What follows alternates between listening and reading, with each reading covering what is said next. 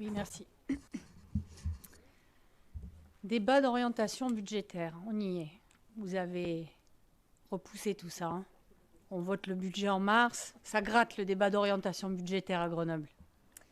Et en plus, quand on lit le rapport, vous nous assénez des évidences. Vous commencez le rapport en parlant de la crise climatique et la nécessité de changer nos modes de vie, la crise énergétique et la sobriété qui va en découler, la justice sociale et la nécessité de préserver les services publics.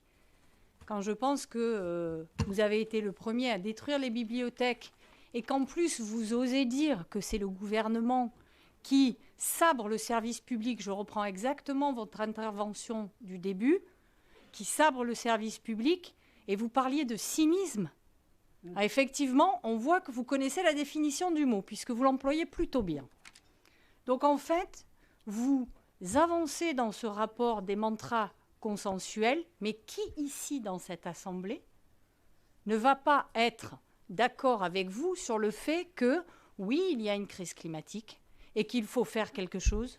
Oui, il y a une crise énergétique et qu'on est tous soumis à la sobriété énergétique ou qu'il y a une nécessité de justice sociale. Qui ne va pas être d'accord avec vous? Vous enfoncez des portes ouvertes. Sauf que ça fait 9 ans que vous êtes aux responsabilités, ça fait 9 ans, et que vous n'avez pas de politique structurante et d'intérêt général pour Grenoble. Combien de fois on a voté dans cette Assemblée des délibérations de mesures provisoires?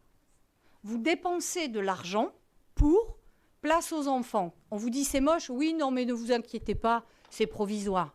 Pour le rabot, combien de fois vous avez fait des études? On a voté 30 000 balles d'études pour le rabot. Ça devait être au moins la 5e qu'on votait. Voilà, on jette de l'argent pour des paiements d'études, des créations d'observatoires, des projets d'évaluation ou des mesures provisoires. Alors en plus de l'augmentation des dépenses sur de la com ou du fonctionnement, évidemment, vous dépensez à tort et à travers. Et mieux que ça, vous arrivez même à déconstruire l'existant, demander à la papotèque ou demander au plateau ce qu'ils pensent de l'utilisation de vos dépenses. D'accord ? Vous réussissez même à détruire la démocratie locale en supprimant les subventions au comité local des unions de quartier, au CLUC. On en parlait encore dans les derniers conseils municipaux. Donc vous n'avez pas de politique structurante et d'intérêt général. Où est la ville nature? Où est l'augmentation des espaces verts à Grenoble? Vous n'avez pas de politique structurante et d'intérêt général. Où est la ville apaisée à Grenoble? Les piétons vous disent que c'est l'anarchie, les trottinettes, les vélos, d'accord? Il n'y a pas de politique. Ils vous expliquent qu'on ne peut pas se déplacer à Grenoble, c'est dangereux. Vous avez réussi à polariser la population grenobloise avec votre vote sur le burkini. C'était même pas dans votre programme. Vous avez réussi à monter les Grenoblois les uns contre les autres. Les Grenoblois vous disent que la ville est sale. Les Grenoblois vous disent qu'ils sont en insécurité dans leur ville. Où est la ville apaisée? Vous n'avez pas de politique structurante d'intérêt général à Grenoble. Et ce qui commence d'ailleurs à se voir a des conséquences budgétaires. Forcément.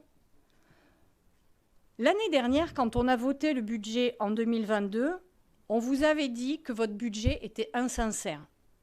Non seulement vous avez mis en recette la vente de Grenoble Habitat que vous aviez surévaluée, puisque vous vouliez la vendre à 44 millions d'euros alors qu'on vous avait dit que ce n'était pas son évaluation.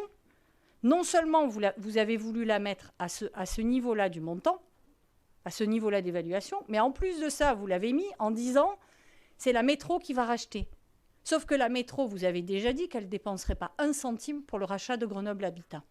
Donc vous aviez déjà mis au budget de l'année dernière, vous aviez déjà fait un budget insincère, ce qui a fait que nous avons dû écrire au préfet pour signaler ça. Forcément, vous surévaluez les recettes. Derrière, vous faites des dépenses à tort et à travers. Je l'ai dit tout à l'heure, vous faites du provisoire, vous payez des études, vous avez des frais de com ou de fonctionnement qui dépassent l'entendement, mais n'oublions pas aussi tous les frais de justice et de protection judiciaire, de protection fonctionnelle. Merci, je ne trouve plus mon mot. C'est ça, protection fonctionnelle. Je prends juste un exemple. Je vais prendre plusieurs exemples. Les Grenoblois sont obligés, parce que vous ne les entendez pas quand ils vous disent que les décisions que vous prenez ne conviennent pas à leur façon de vivre, que les décisions que vous prenez les gênent, ils sont obligés d'aller au tribunal administratif pour faire des recours. Et à chaque fois, c'est la ville qui paye. Quand ce n'est pas les Grenoblois, c'est le préfet qui va au tribunal administratif pour faire un recours contre la délibération Burkini qui a été suspendue par le tribunal administratif. Et qu'est-ce que vous avez fait? Vous êtes allé au Conseil d'État sur les finances de la ville. Ça coûte une blinde d'aller au Conseil d'État. Vous dépensez à travers. Ça coûte une blinde. Voilà. Donc en fait, vous êtes dans un espèce d'effet ciseau où vous surévaluez les recettes et vous faites des dépenses absolument irréfléchies et vous dépensez à tort et à travers. Et aujourd'hui, pourquoi ça gratte le débat d'orientation budgétaire? Parce que vous êtes acculés. Tout le monde ici vous l'a dit. D'accord? C'est très compliqué, forcément. Vous n'avez pas géré l'argent de Grenoble en bon père de famille. Eh oui, eh oui. Et alors, ce qui est terrible, c'est que vous nous expliquez que vous augmentez la fiscalité, que vous augmentez la taxe foncière pour ne pas accroître l'endettement de...